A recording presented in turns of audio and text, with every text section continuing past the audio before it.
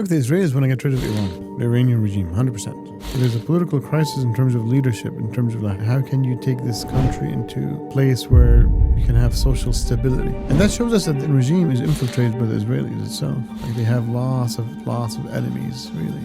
Who's going to help Iran right now? Sheikh, when did Muslims stop thinking and just start reacting, right? Every headline tells us who to love, who to hate, and even what to fear. When we gave up our minds, we gave up our powers. The Rasul ﷺ have built the Sahaba and taught them to think before they move. Today, we scroll before we think. And that's why we built i3 Politics, right? Not to feed the outrage, but to rebuild clarity. And that's why we launched the Insider memberships, where every month you'll get live Q&As with Sheikh Usta and 2 exclusive episodes every single month. Assalamu alaikum. Welcome to i3 Pulse. Today, is Israel deliberately trying to trigger a new war with Iran after killing Hezbollah's top commander? Is Khamenei facing a greater threat from the inside than from Israel or America? And with Iran facing a catastrophic drought, are its neighbors quietly sabotaging Iran from all sides? Today on i3 Pulse. Assalamu alaikum, Sheikh. How you doing? Assalamu alaikum wa rahmatullah. Recent news, Israel just assassinated Haytham, Hezbollah's highest-ranking commander.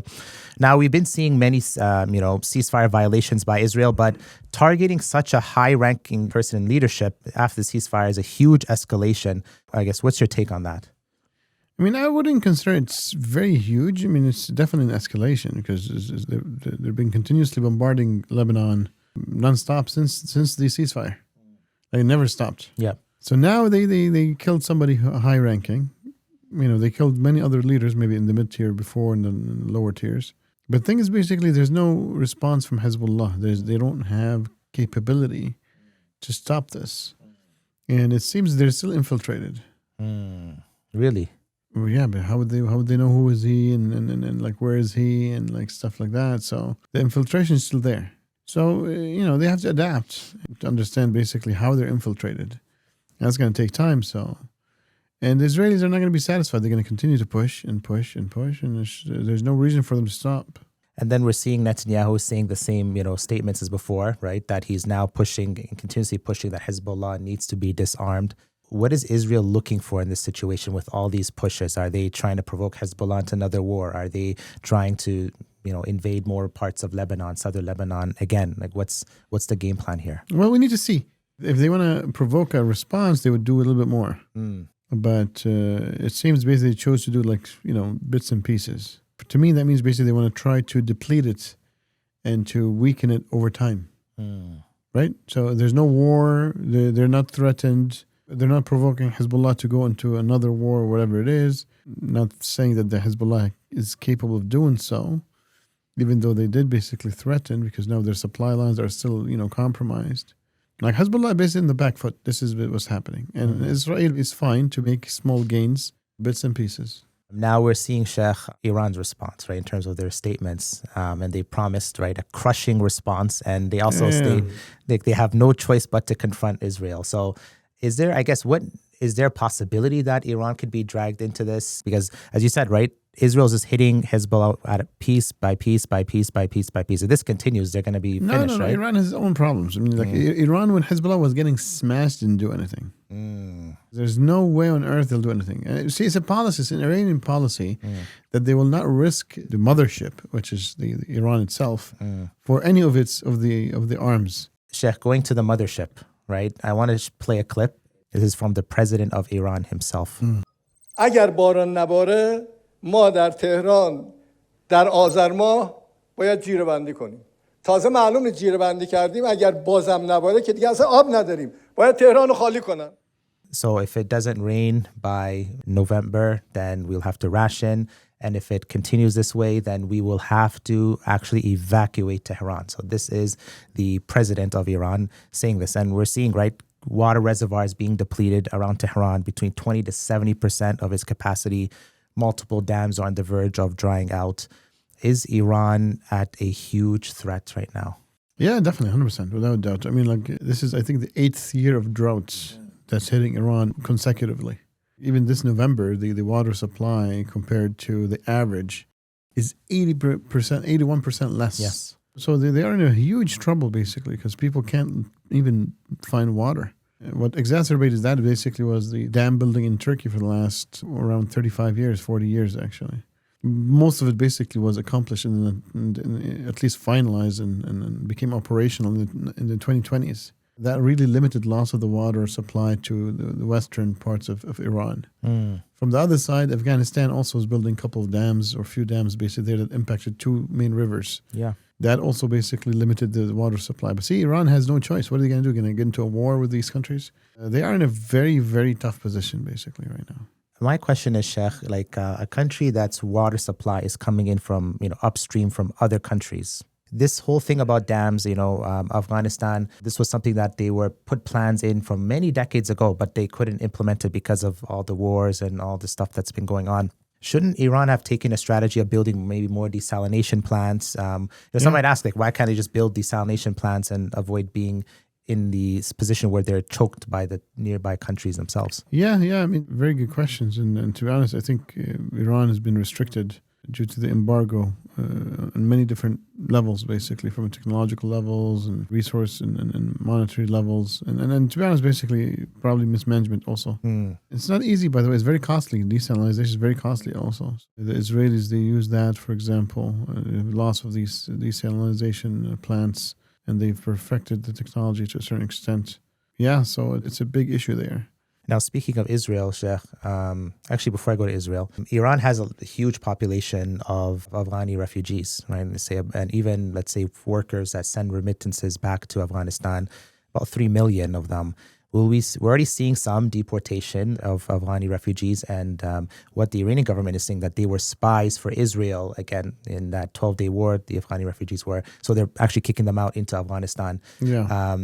Number one, is that allegation true, or is this a political maneuver to push back on Afghanistan? Like, what's going on in this situation here? Look, it could be like the Mossad. We've seen it infiltrated Iran fully through Iranians. They don't need Afghanis. Like, I've heard some CIA, ex-CIA dudes like, oh yeah, the Mossad goes and like hires these guys by the thousands or whatever. Yeah. That's just part of the circus basically out on the YouTube, right? Like anybody says anything. Yeah. But the Israelis, they infiltrated the regime itself. The scientists themselves. We all know basically of that Jewish journalist that infiltrated the full pyramid of leadership. It got to Khamenei. Really? I'd never heard of this. Could you? What happened in that situation? But basically, she's a French Jewish spy. She got discovered, so she left the country. She's like hailed as one of the best spies for the Mossad. Oh yeah. Wow. Well, she got to Khamenei himself. He met her. He's like thanking her. So wow. Because she kind of converted to Shia. Yeah. So she played that role. Right? Yeah. She's a Shia convert, and she's a big journalist, and so she got to know most of the wives of the generals in Iran. Wow. Many of them who got killed during the last year's Iran-Israel war. So they knew where they are. They knew who they were. They knew how to hit them. That's a big thing. So yeah, Afghan, sure, we can get some Afghan, like small little informants. But yeah, I would say basically like pushing back the refugees into Afghanistan is a way to pressure the Taliban. They're like, okay, well, you guys are basically messing with our water here. Take your people back and go struggle with them over there. Definitely, most countries, like, they need some of these type of refugees for labor, right? Yeah. But it can put pressure on the Taliban. Now, with the whole thing about even Tehran being, evacuating Tehran, that's like tens of millions, so many people in Tehran. Tehran is 10 million. Yes, so 10 million in Tehran being evacuated, or some leaving. As for a president to say that on live TV is a disaster. The situation must be crazy to even say such a thing in the first place. Evacuating the capital. Yeah. So what do you think is going to happen, right? Like, what are the possibilities in this situation here? And what would be the impact, let's say, like, for those who don't know, okay, you just evacuate to another city, but like, what could be the impact? The question is, evacuate and then what? You're shutting down your capital. Like, most businesses run from Tehran. And not only Tehran, they're also speaking about Mashhad also, which is 4 million people. And that's on the eastern side where Afghanistan's dams are preventing that, or decreasing the water quantity going in there. So imagine basically, but even like just the capital, imagine like you evacuate the capital, like the government services will get impacted, businesses will get impacted, everything will get impacted. Like, and where are they going to be going? Like, right? It's just... I think it's a humanitarian disaster, really. That's what's happening right now. And who's going to help Iran right now? Like, they have lots of enemies, really. they're in a very big trouble right now, I would say. And there is that consideration of moving it to the south, but even just all that to even move all the businesses, the people, all that stuff, there's a catastrophe, definitely. High order. Yeah, definitely. It doesn't happen like in a day or two. The other thing is basically this seems to be like also a ploy to destabilize the regime itself. Last time we spoke about, Iran, Sheikh, because as many other things came up after that, we did mention that Netanyahu wanted to push for regime change. The U.S. did not want a regime change in Iran at that point. So who's pushing for trying to get the regime change to happen? Has U.S. policy changed? Is it the same as before? Like, what do you think's happening? So look, instead we can't guess. Like what we need to see is basically the actions. And we must understand that at the end of the day, the Turkish regime does align its interests in certain cases with the Americans. So I would say basically with Iran, could be very fully aligned. The Taliban regime is also similarly aligns interests with the Americans whenever they need to. So this could be an issue, right? But also from Afghanistan perspective, you can understand that it could be also for like just basic water needs within Afghanistan itself. They're like, when we're dying from water, we need the water for irrigation and so forth. So we'll see, would the Americans help the Iranians indirectly? If they do, then we know that the Iranians are still happy with the Iranian regime. The Americans are happy with the Iranian regime, okay. Yeah, yes. But if they don't, then we know that either let them crack, and then what you'll see the Americans basically help certain political actors in Iran to succeed the clergy regime in Iran. You will have to see that. Because like nobody will leave such a country in the hands of who? Some world power will influence Iran. You see what I'm saying? If the Americans felt that the clergy regime of Iran is moving towards China and Russia, they would push for its overthrow. Yeah, but you'll see the preparation for what's next. It's like basically Biden was and the Secretary of State was always speaking about the next day in Gaza. So every political strategic planner will always be planning the next day scenario. Okay, what happens next day? Who takes over? They want their allies and their friends and their agents to take over a position of political power. Now, Sheikh, before we continue, because we probably have some new viewers who haven't seen in our previous content before, they might be like, well, Iran is saying debt to America. America is trying to get rid of Iran. They bombed the Iran nuclear sites. Like, they're like the biggest enemies of each other. How can you say that they are cooperating in any sense, or even there's alignment? At the end of the day, what people need to understand, countries in the international scheme of politics are in constant cooperation and competition. So there's no two countries who are fully enemies, and there's no two countries that are fully friends. Because there will always basically either be alignment of interest or contradiction of interest. If there's contradiction of interest, they'll fight it out. And the fights could be in many different styles, right? Soft power, commercial power, trade, so forth. And if there's alignment in interest, they'll cooperate. It's not like there's a lover and there's an enemy. In politics, there's only interests. Yeah. Interests either align or contradict. If they align, we cooperate. If they contradict, we fight it out. So Iran and the United States are no difference. There are certain things that basically both countries' interests align. So they will cooperate all the time. But they will cooperate, under the table. The reason they'll cooperate under the table is because the philosophy of the regime in Iran was based upon is hate for what America stands for. Yeah. That's what basically creates the philosophy of the regime itself. They call it the Great Satan, for example. So the regime understands that they have to cooperate with America in certain... I'm not justifying that, by the way. The reason the regime cannot do it, out in public is because they made the premise, like they tricked their people that we're hateful of Iran, blah, blah, blah, blah, blah. So, they will have to cooperate. When interest aligned, cooperation between nations happen. Yeah, period. This is what always this applies to everybody, not just Iran and the Americans. Okay. Now, in this case, though, Sheikh, right, people might see they're getting sanctioned, right? The Europeans are sanctioning them. The E3 sanctions got hit on them on September. Sure. The Americans are sanctioning them. Sure. So Iran's interest is not to be sanctioned, right? No, but that has to do with the nuclear policy, right? Like at best, if we want to reduce it like the nuclear policy. Iran wants nuclear power. The West doesn't want Iran to have nuclear power. So there's a clash of interest. See what I'm saying? That's why they put sanctions. They fight it out. But, for example, Iran in Iraq, there's lots of cooperation. Like it's documented by every news channel for 20 years.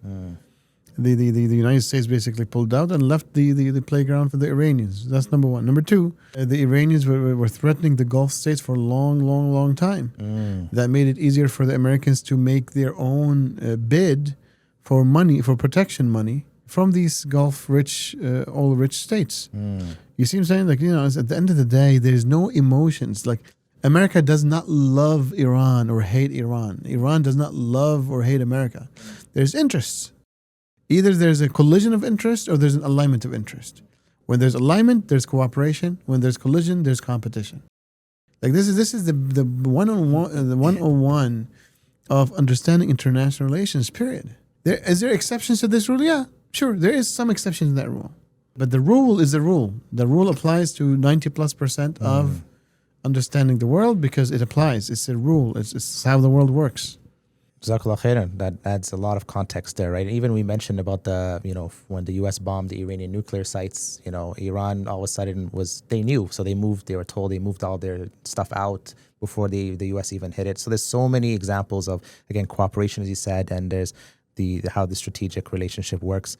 Now, what can Iran do, right? What could a country do when, let's say, its neighbors are putting a chokehold on its water? Like we spoke about, let's say, the Nile when it came to Egypt's in trouble.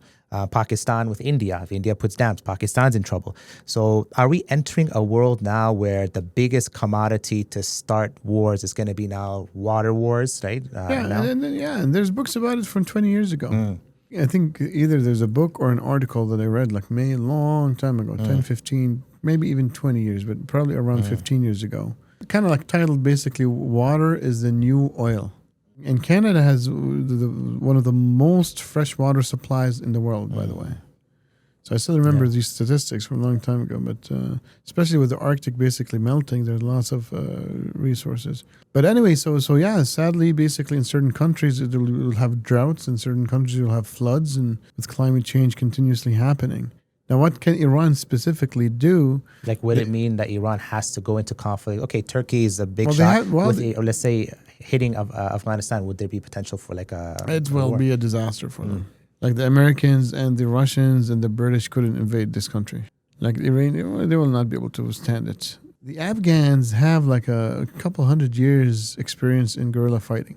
There are people who just like, because it's genetics, it's just like they just do it for life. They'll just fight. Iranians have zero. I don't think they're even thinking about this. It's not even on the table. In my view. Yeah. Right? Could be basically put just okay, look, this is the worst case scenario. But you know, I think it'll bleed Iran to death. With Turkey's too strong for the Iranians. And so I think the best approach they have is negotiation. They have to negotiate and they need to give something in return for like a little bit better water supply from these rivers. Now, Sheikh, you mentioned Israel earlier, right? Netanyahu, every few years he comes out with this video, right? Talking about desalination, right? We're going to offer, and he makes a talk to the people, Iranian people. We're going to give the water technology to you. We're going to give everything to you guys. But you need to rid yourselves of this regime, right? Now, is Iran in, like the regime itself, like is Khamenei in a existential threat? He's been there for 36 years. Look, they're in trouble. Look, at the end of the day, the Biden and the Trump administration has been speaking about redrawing the Middle East. So I wouldn't be surprised they're now going to be pushing for slow change of a regime. I'm saying I wouldn't be surprised. I'm not saying they are doing it. I haven't seen real signs yet. Yeah. I haven't seen any signs yet. Okay? But I wouldn't be surprised if they're thinking about it and if this is part of the strategic plan going forward. But I believe if they lose Iran, they're losing a big stick in the region. Like they need Iran to scare the Sunni states. They need Iran to do their dirty jobs, in Iraq and this and that. So I don't see this happening. But again, from a hypothetical perspective, I can also see where American strategists, the strategic thinkers in the United States, moving a little bit differently.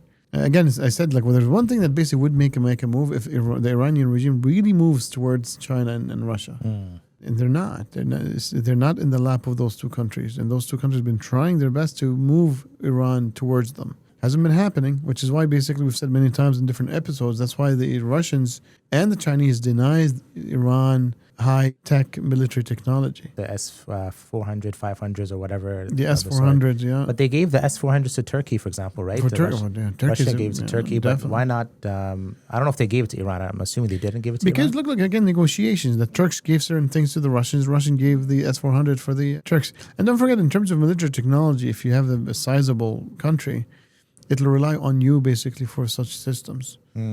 But anyway, in the case of Russia and Turkey, because Turkey is advanced technologically, they can take the S-400 and rip it apart and just rebuild it. And they're doing it currently. It's just going to take a few years, right? Yeah.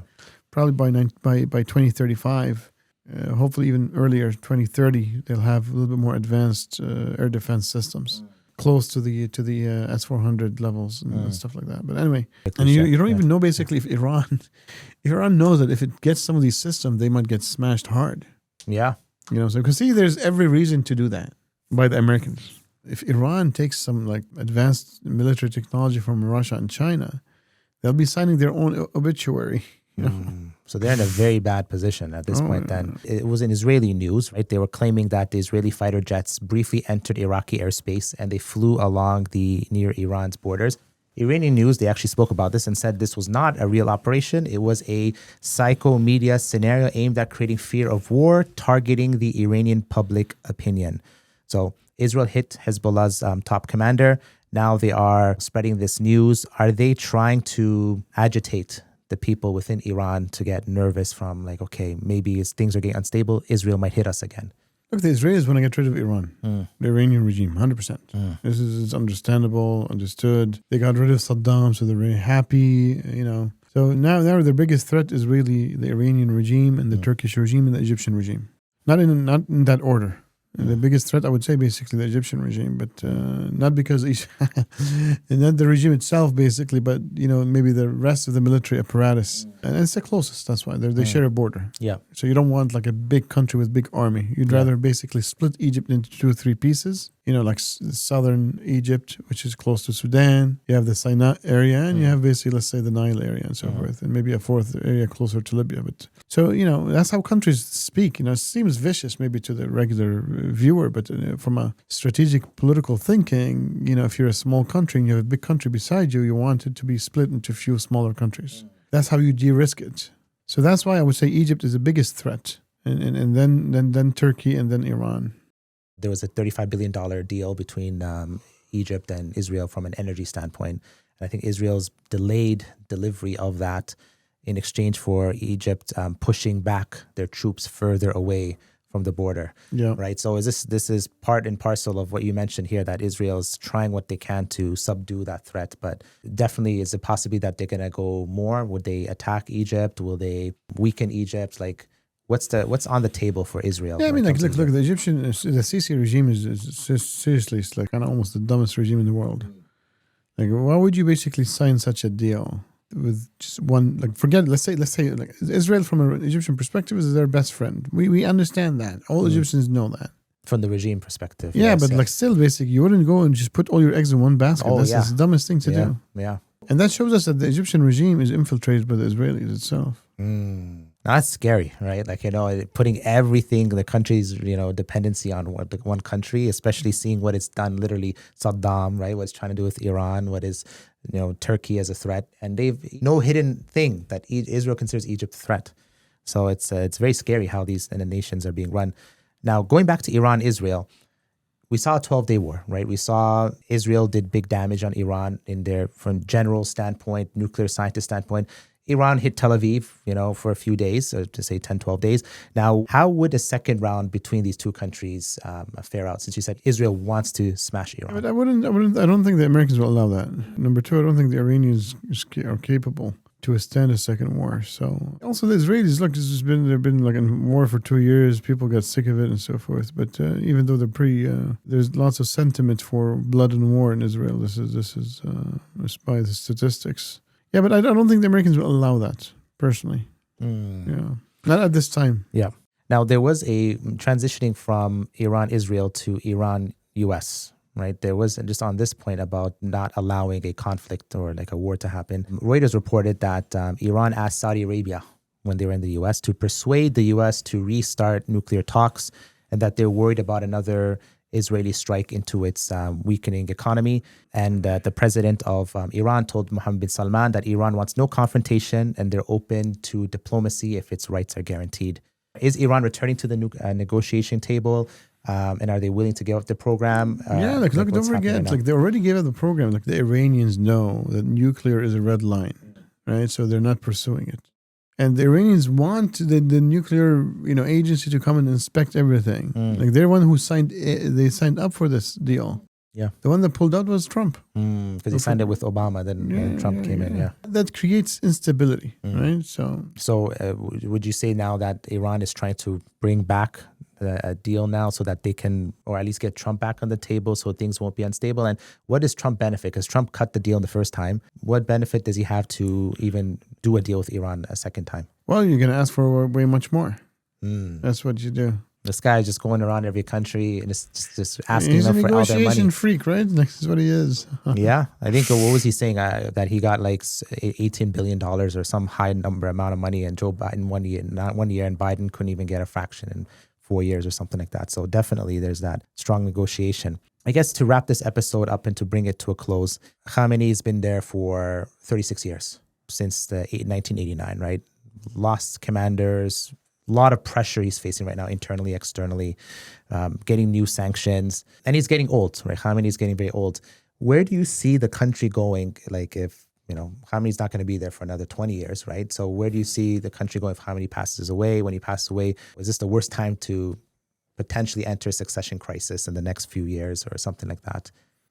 I mean, the succession, I think, is already ready, right? Like, there's certain people he's prepared, handpicked himself. So I don't think there'll be a crisis. There's a political crisis in terms of leadership, in terms of how can you take this country into a place where you can have social stability. Right now, there's bit by bit there'll be protests. People are protesting and screaming that we need basic living rights. Like, when you start asking for water, you know that the regime is close to failure. So I don't, definitely if Khamenei dies now, it will exacerbate things without a doubt. And for those, I guess this is the final question, Sheikh. People watching, might be thinking, my God, man, like, countries getting choked from different angles, making such bad deals for their countries, right? We saw the $1 trillion deal with the U.S. We saw the deal with Egypt, between Egypt and Israel, for $35 billion. We're seeing, Iran in a tough position. Many countries as well. Some people might feel that's inevitable, right? It's just you're the weaker power. It is inevitable for you to basically face either a quick death or a slow death. What do you say to somebody like that who's very pessimistic based on what's going on? Yeah, well, when the regime has no vision to lead people, it will die either in a quick death or a slow death. But what Islam gives us is a vision for unification and a vision for a better future.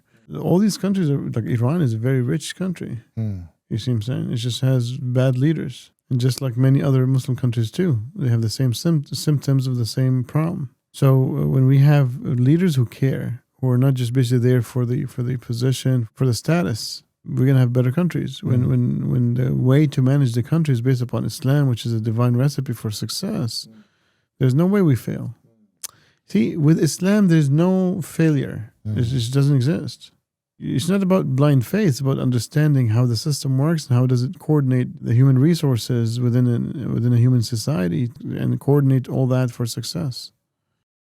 All right, Sheikh, Jazakumullah khairan. I appreciate the time today and discussing this matter that's been happening very recently, been all over the news. And guys, we'll see you all on the next episode of i3 Pulse, where we'll be continuing to analyze what's happening around the world, and we'll be putting out some other interesting episodes, so stay tuned on the next time on i3 Pulse. Assalamu alaikum wa rahmatullahi wa barakatuh.